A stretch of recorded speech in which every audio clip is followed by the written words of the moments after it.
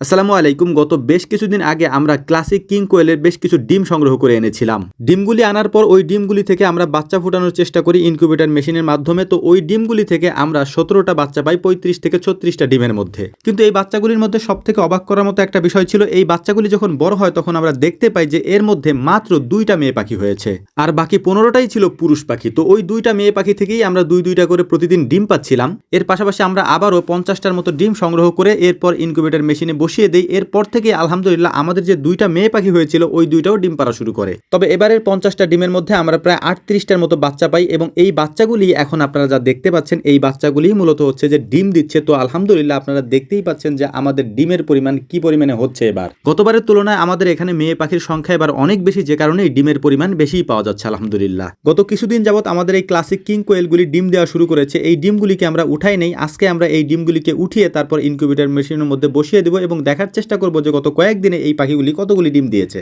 তো আলহামদুলিল্লাহ সব ডিমগুলি আমরা সংগ্রহ করে নিচ্ছিলাম, এবং আমাদের যে পুরাতন কিং কোয়েলগুলি আছে সেইগুলির থেকেও আমরা ডিমগুলি সংগ্রহ করতেছিলাম। ওখানে 2-4টা ডিম থাকে, কারণ হচ্ছে ওইখানেও 2টা মেয়ে পাখি আছে, ওরাও ডিম পারে। ওরা যে 2-4টা করে ডিম পারতো ওই ডিমগুলিকে আমরা ইনকিউবেটরের মধ্যে বসিয়ে দিতাম, তারপর ওইগুলি থেকেই বাচ্চা ফুটতো। যে কয়টা ফুটতো ওইগুলিকে আমরা ব্রুডিং করে বড় করে তারপর আলাদা একটা খাঁচার মধ্যে রেখে দিতাম। তো যাই হোক আলহামদুলিল্লাহ ক্লাসিক কিং কোয়েলের এই ডিমগুলিকে আমরা সংগ্রহ করার পর এগুলিকে ইনকিউবেটর মেশিনের মধ্যে বসিয়ে দেওয়ার জন্য আমরা খাঁচার মধ্যে সাজিয়ে নিচ্ছিলাম। এর পাশাপাশি আমাদেরকে আরো কিছু কাজ করতে হচ্ছিল। এর কারণ হচ্ছে গত কয়েকদিন আগে আমাদের যে বাচ্চাগুলি উঠেছিল কোয়েল পাখির, মানে যে জাপানি কোয়েলগুলি আছে সেগুলির বাচ্চাগুলিকে আমাদের ডেলিভারি দেওয়ার কথা ছিল। সেই বাচ্চাগুলিকে ডেলিভারি দেওয়ার পর আমাদের আজকে নতুন বাচ্চা ওঠার কথা। সেই বাচ্চাগুলিকে আমরা ইনকিউবেটর মেশিন থেকে বের করার পর এগুলি থেকে যে সাদা বাচ্চা আছে এবং অন্য যে আরেকটা কালারের বাচ্চা আছে এই কালারগুলিকে আমরা আলাদা করি। এটা আপনারা অনেকেই জানেন। টোটাল আমাদের এখানে 3টা কালার হয়। এখন অনেকেই বলতে পারেন বা জানতে চাইতে পারেন যে আপনাদের এখানে এত সাদা বাচ্চা কোথা থেকে আসে বা কিভাবে হয়। আপনারা অনেকেই জানেন যে আমরা সাদার জন্য আলাদা একটা সেট তৈরি করেছি, অর্থাৎ সাদা কোয়েল পাখির জন্য আলাদা একটা খাঁচাই তৈরি করেছি আমরা। সেটার মধ্যে শুধু সাদা কোয়েল পাখিই থাকে, এবং ওই যে ডিমগুলি আমরা ইনকিউবেটর মেশিনের মধ্যে দেই